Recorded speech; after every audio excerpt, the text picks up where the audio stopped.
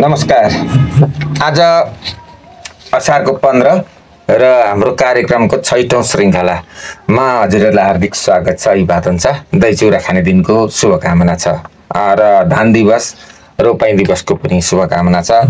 हजुरहरू खेतमा हुनुहुन्छ होला, बारीमा हुनुहुन्छ होला अथवा कतै हुनुहुन्छ होला, जहाँ भए नि स्वस्थ रहनुहोस्, व्यस्त रहनुहोस्, मस्त रहनुहोस् र हामी निरन्तर रूपमा पठन संस्कृतिको जगेर्ना गर्न केही न केही पुस्तकका कुराहरू सहित उपस्थित हुने गरेका छौँ र आजको श्रृङ्खलामा म तुप्चेको सेरोफेरो बाल नियात्रा सङ्ग्रह, जसका लेखक हुनुहुन्छ प्रथम श्री किशोर कृष्णबहादुर केसी सापकोटाज्यू, उहाँको बाल नियात्रा सङ्ग्रहबाट एउटा टपिक्सलाई वाचन गर्ने अनुमति चाहन्छु र वाचन सुरु गर्नुभन्दा अगाडि यस कृतिका आदरणीय लेखक ज्यूलाई हार्दिक आभार एवं सम्मान व्यक्त गर्न चाहन्छु र योभन्दा पनि ठुलो सम्मान हजुरहरूलाई व्यक्त गर्न चाहन्छु।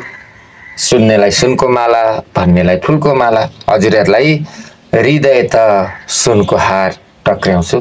जसले सुनिदिनुहुन्छ, सल्लाह सुझाव कमेन्ट दिनुहुन्छ, उहाँहरूप्रति उच्च सम्मान व्यक्त गर्दै म आजको यो तुप्चेको सेरोफेरो बाल नियात्रा सङ्ग्रहबाट उखान र गाउँ खाने कथा शीर्षकको एउटा टपिक्स पढ्छु है त। अब हजुरहरू सुनिदिनु होला। खाना खाइसकेर जिज्ञासु गुरुले सबै विद्यार्थी भाइ बहिनीहरूलाई सुत्नको लागि श्रेष्ठ होटेल एन्ड लजको 9वटा खाट भएको ठुलो कोठामा लैजानुभयो। कोठा पुग्ने बित्तिकै सीमान्तले जिज्ञासु गुरुतर्फ हेर्दै भन्यो, गुरु, हजुरले खाना खाने बेलामा सुत्नु अगाडि केही बेर रमाइलो गर्ने भन्नुभएको होइन? जिज्ञासु गुरुले आफ्ना विद्यार्थीहरूतर्फ हेर्दै भन्नुभयो, हो नि। अब म तिमीहरूलाई 15वटा उखान र गाउँ खाने कथा सोध्नेछु। तिमीहरू जसले उत्तर दिए पनि हुन्छ। यदि तिमीहरू मध्ये कसैले पनि सही उत्तर दिन सकेनौ भने मलाई गाउँ दिनुपर्छ। म आफै सबैको सही उत्तर दिनेछु। लौ सुन, अब म गाउँ खाने कथा सोध्छु है। यहाँ गाउँ खाने कथा छन्, हजुरहरू पनि उत्तर सम्झिँदै गर्नु है।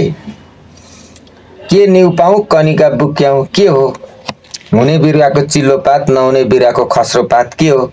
छन् गेडी सबै मेरी, छैनन् गेडी सबै टेडी के हो?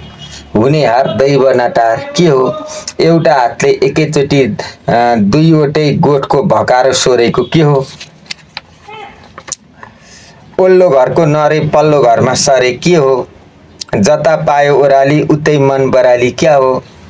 चार खुट्टा छन् जनावर होइन, मान्छे बस्छन् घोडा होइन क्या हो?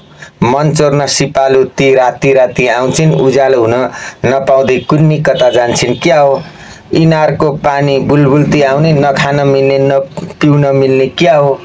तल हेरे चार खुट्टा, माथि समथर, त्यसमाथि लेख्ने पढ्ने गर्छौ सधैँभर क्या हो? घर मेरो मनाङ, पाहुना आउँदा उत्तानो टाङ क्या हो? हावाले भरिएको छालाको गानो, आफूतिर आए लात्ताले हानु क्या हो? खान्छ मट्याङ्ग्रा छर्छ धुलो, घुम्छ फनमा चक्का ठुलो क्या हो? जति खर्च गरियो उति बढ्ने क्या हो? यो चाहिँ उखान टुक्कामा आधारित गाउँ खाने कथाहरू थिए। तपाईँहरूले उत्तर त सम्झिँदै हुनुहुन्छ होला। अब लौ भन भाइ बहिनीहरू, यी सबैको अर्थ यदि तिमीहरूमध्ये कसैलाई जवाफ आएन भने मलाई गाउँ दिनुपर्छ। तिमीहरू करिब 10 मिनट घोत्निँदा पनि 8जना विद्यार्थी भाइ बहिनीहरूले सही जवाफ दिन सकेनन्।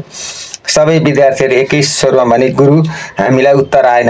अब हजुरलाई हामी उत्तर गया बेत्रावती जस्तो पवित्र तीर्थस्थल रहेको तुप्चे गाउँ दिन्छौँ। त्यसपछि जिज्ञासु गुरुले भन्नुभयो, तुप्चे गाउँको सेरोफेरो जम्मै मेरो, त्यहाँ भएका विकृति विसङ्गति र कुप्रथा तिम्रो, उब्जनी योग्य मलिलो खेतबारी नदी नाला जम्मै मेरो, भिर पाखा र बाढी पहिरो जम्मै तिम्रो, हरियो वन प्राकृतिक सुन्दरता र देवी देवताको मठ मन्दिर विद्यालय देवालय जम्मै मेरो, दुर्गन्धी ढल र शौचालय जम्मै तिम्रो, तुप्चेमा भएका विद्वान विदुषी सद्गुणी सच्चरित्र वंश जति सबै मेरो, बेबिचारी स्वेच्छाचारी दुराचारी पापी र दुर्गेडीहरू सबै तिम्रो, आते नपातेको नजानेको कथा क्या हो? भन्दै भाइ बहिनीहरूले एकै स्वरमा भने, क्या हो गुरु? भाइ बहिनीहरू लो ध्यान दिएर सुन। म नम्बर 1 देखि नम्बर 15 सम्मको उत्तर क्रमशः दिन्छु। 1 नम्बरको सही जवाफ हो न्यु खोज्नु। 2 नम्बरको सही जवाफ हुनु हो असल मान्छेको चालचलन बच्चादेखि नै राम्रो हुन्छ। 3 नम्बरको सही जवाफ हो आफूसँग धन सम्पत्ति भएपछि मात्र सबै पछि लाग्छन्। 4 नम्बरको सही जवाफ हो हुने कुरालाई भगवानले पनि रोक्न सक्दैनन्। 5 नम्बरको सही जवाफ हो हातले नाकको सिगान सोरेको। 6 नम्बरको सही जवाफ हो ढोकामा आगो लगाएको। 7 नम्बरको सही जवाफ हो पानी। 8 नम्बरको सही जवाफ हो मेच। 9 नम्बरको सही जवाफ हो सपना। 10 नम्बरको सही जवाफ हो आँसु। 11 नम्बरको सही जवाफ हो टेबल। 12 नम्बरको सही जवाफ हो सुकुल गुन्द्री राडी गलैचा। 13 नम्बरको सही जवाफ हो लात्ते भकुण्डो। 14 नम्बरको सही जवाफ हो घट्ट जाँतो। 15 नम्बरको सही जवाफ हो विद्या ज्ञान।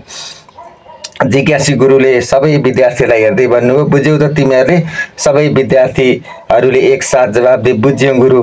त्यसपछि जिज्ञासी गुरुले इसारा अनुसार सबै विद्यार्थीहरू आफ्नो बिस्तारामा सुते। सर पनि आफ्नो बिस्तारामा सुत्नुभयो। आजको यो श्रृङ्खला कस्तो लाग्यो? आवश्यक सल्लाह सुझाव र प्रतिक्रिया दिन नभुल्नु होला भन्दै बिदा चाहन्छु। हस्, नमस्कार।